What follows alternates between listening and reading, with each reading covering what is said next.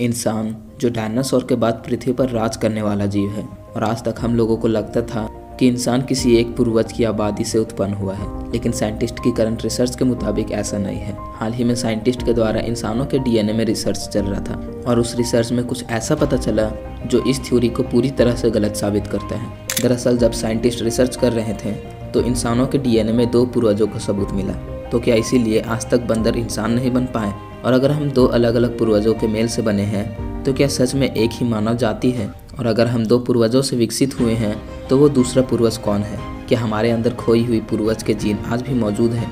Imagine करो कि आज तक जो आपको पढ़ाया और बताया जा रहा था वो गलत है। सोचो अगर इतिहास की सबसे बड़ी खोज हड्डियों या फॉसिल से नहीं बल्कि तुम्हारे खून में छिपी डीएनए से हुई हो। सदियों से वैज्ञानिक यही मानते आ रहे थे कि इंसान का विकास एक सीधी रेखा में हुआ है, एक पूर्वज से शुरू होकर आज के आधुनिक मानव तक। लेकिन कैम्ब्रिज यूनिवर्सिटी के वैज्ञानिकों ने कुछ ऐसा खोज लिया जिससे ये धारणा पूरी तरह हिला दिया। उन्हें किसी प्राचीन गुफा से हड्डियां नहीं मिली, ना किसी पुरानी खोपड़ी की खुदाई की, बल्कि उन्होंने आधुनिक मानव के डीएनए का ही विश्लेषण किया। इसके लिए एक नई तकनीक का इस्तेमाल किया गया जिसे कोबरा एल्गोरिदम कहा जाता है। अब ये कोबरा एल्गोरिदम क्या है? आमतौर पर वैज्ञानिक किसी खोई हुई प्रजाति का पता लगाने के लिए पुराने कंकाल या फॉसिल पर रिसर्च करते हैं, लेकिन कोबरा एल्गोरिदम ने इंसानों के डीएनए में ही हिडन पैटर्न ढूंढ निकाला जो लाखों साल पहले हमारी डीएनए से जुड़ा था। ये एल्गोरिदम एक तरह से टाइम मशीन की तरह काम करता है, जो डीएनए के अतीत को पढ़ सकता है। ये देख सकता है कि कौन से जीन हमारे मूल प्रजाति के हैं और कौन से किसी रहस्यमयी पूर्वज से आए हैं।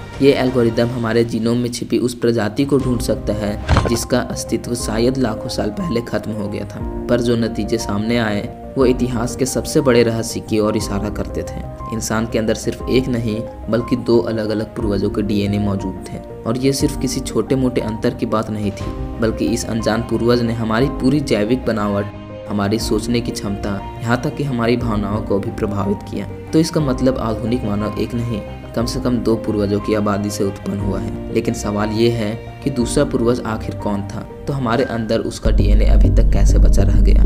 इस रिसर्च के दौरान वैज्ञानिकों के मन में कई सवाल भी उठने लगे, जैसे वो दूसरा पूर्वज कौन था और उसका डीएनए आज भी हमारे अंदर कैसे बचा है? अगर वो विलुप्त हो चुका है तो उसके जीन आज भी जिंदा कैसे रह सकते हैं? जब कोबरा एल्गोरिदम ने डीएनए के गहरी परतों को खंगाला तो उसमें एक अनजान जीनोम सिग्नेचर मिला, एक ऐसा डीएनए जो आज तक किसी ज्ञात मानव प्रजाति से मेल नहीं खाता।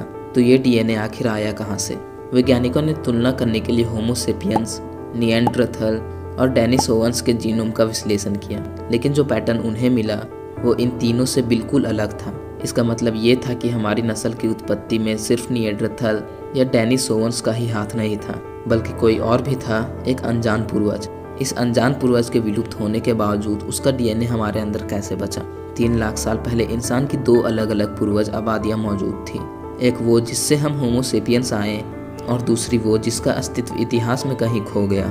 80% डीएनए आधुनिक मानव के पूर्वज से आया, लेकिन 20% उस अनजान पूर्वज से मिला जो अब विलुप्त हो चुकी है। ये 20% डीएनए ही हमारे सोचने समझने की क्षमता, न्यूरोलॉजिकल प्रोसेस और कुछ अनोखी शारीरिक विशेषताओं को प्रभावित करता है। यानी वो दूसरी प्रजाति भले ही खत्म हो गई हो, लेकिन उसका एक हिस्सा आज भी हमारे अंदर जिंदा है। तो इसका मतलब ये है कि हम किसी अज्ञात विलुप्त मानव प्रजाति के वंशज हैं, या फिर इतिहास की किताबों में इंसान की उत्पत्ति की असली कहानी अब तक छिपाई गई थी। तो चलिए जानते हैं कि दोनों पूर्वज कैसे मिले, कहाँ मिले और वो दूसरे पूर्वज से कौन कौन सा गुण हम तक आया, और क्या हम दूसरे पूर्वज के ही कारण इंसान बन पाए और बंदर आज तक बंदर ही बने रहे। तो चलिए जानते हैं इसके पीछे की पूरी कहानी। तो इस कहानी को जानने के लिए हमें लगभग 15 लाख साल पहले अतीत में जाना होगा।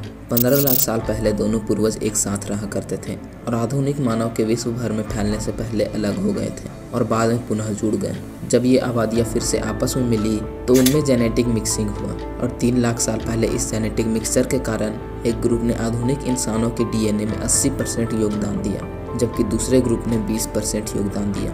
इन शोधों से पता चलता है कि इंसानों का विकास पहले की तुलना में कई ज़्यादा जटिल था। अध्ययन के को-ऑथर प्रोफेसर रिचर्ड डर्बिन ने बताया कि ये प्राचीन ग्रुप आधुनिक मानव की बुनियाद बनने से पहले 10 लाख साल से ज़्यादा समय तक अलग अलग रहे और बाद में आपस में मिल गए। इससे पता चलता है कि हमारी प्रजाति की उत्पत्ति एक सीधी लाइन में नहीं हुई, बल्कि इनमें कई कॉम्प्लेक्स प्रोसेस शामिल रही। मनुष्य और निएंडरथल सिर्फ एक साथ नहीं रहते थे, बल्कि वे आपस में मिलते जुलते भी थे, एक दूसरे से मुकाबला करते थे और उनके बीच आपसी संबंध भी थे, जिससे उनकी संतान भी हुई। करीब 60,000 से 70,000 साल पहले जब आधुनिक इंसान अफ्रीका से बाहर निकले, उससे पहले निएंडरथल लाखों साल पहले तक यूरोप और एशिया में रहते थे। कम से कम 5,000 से 10,000 साल पहले तक दोनों प्रजातियां आपस में मिलती जुलती थी, एक ही इलाकों में रहती थी, गुफाएं साझा करती थी और शायद ज्ञान भी बांटती थी।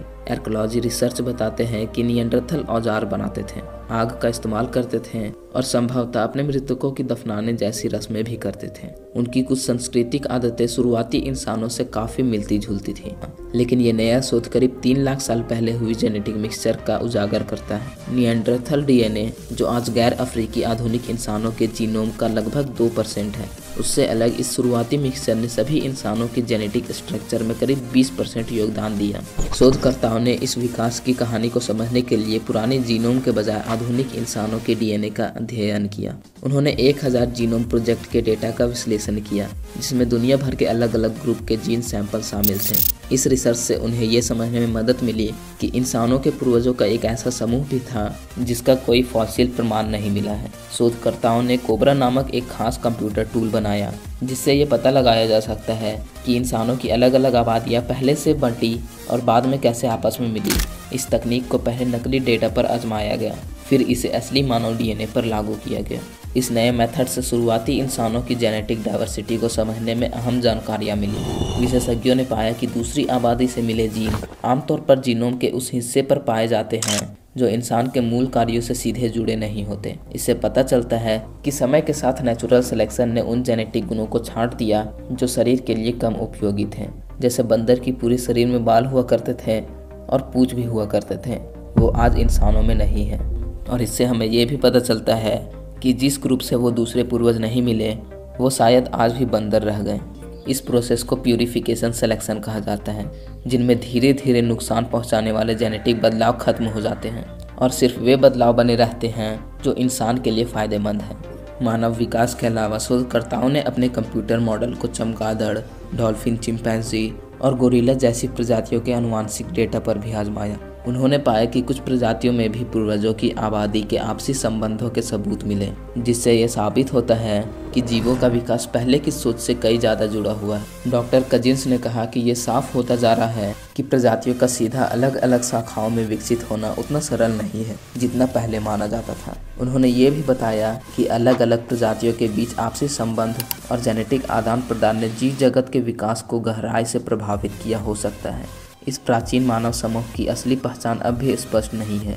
फॉसिल रिकॉर्ड्स बताती हैं कि होमो इरेक्टस और होमो हैडिलगैसिस जैसी प्रजातियां उस समय अफ्रीका में अन्य इलाकों में रहती थीं। संभव है कि यही प्रजातियां वो पूर्वज हो जिसका पता जेनेटिक रिसर्च में चला है, लेकिन इस बारे में गहराई से रिसर्च करने की ज़रूरत है। आने वाले शोधों का मकसद आनुवंशिक मॉडल को और बेहतर बनाना होगा, ताकि ये समझा जा सके कि इंसानों के पूर्वजों के बीच अचानक विभाजन और फिर मेल मिलाप के बजाय धीरे धीरे आनुवंशिक आदान प्रदान कैसे हुआ। स्कैली ने कहा कि ये वाकई हैरान करने वाली बात है कि आज हम केवल डीएनए के आधार पर सैकड़ों, हजारों या यहाँ तक कि लाखों साल पहले हुई घटनाओं का एनालिसिस कर सकते हैं और ये समझ सकते हैं कि हमारे पूर्वजों का जीवन विकास किस तरह हुआ। उन्होंने ये भी बताया कि हमारा विकास उतना सीधा नहीं था जितना पहले सोचा जाता था। ये कोई अलग अलग समूहों के बीच जटिल आनुवंशिक मेल जोल और समय के साथ हुए बदलाव का नतीजा था। लेकिन क्या सिर्फ इंसान ही इतने जटिल विकास के क्रम से गुजरे हैं, या फिर प्रकृति की अन्य शक्तियाँ भी इसी तरह के अनदेखे संघर्षों से होकर गुजरी हैं? अगर आपको ऐसी ही अनसुनी कहानियाँ जाननी है तो हमारा अगला वीडियो ज़रूर देखें, जहाँ हम बताएंगे कि कैसे यूएस नेवी के एयरक्राफ्ट कैरियर मॉन्स्टर सी स्टॉर्म से लड़ते हैं और समंदर पर राज करते हैं।